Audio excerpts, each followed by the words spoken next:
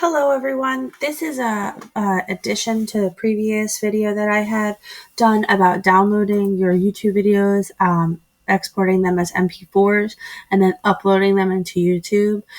You can also upload your videos directly from Screencastify to YouTube by using this Publish to YouTube button.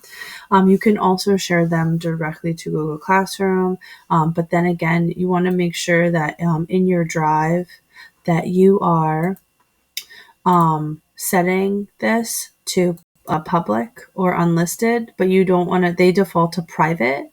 So if your kids can't see your videos, this might be why, because if you set to private, then only you can see it. All right. So when you want to publish directly to YouTube, all right, the first thing is making sure that you are signed in. Now, if you don't see your logo here, right, you can unconnect and then reconnect your channel, and then your logo should pop up here. So if you don't see like your little thumbnail here, make sure that you do that. All right. I've already uploaded this recording to YouTube, so that's why I'm getting this message, which I think is a great feature, because just in case you are in your Screencastify folder and you're trying to like figure out what did I upload, what didn't I upload, this is a useful thing.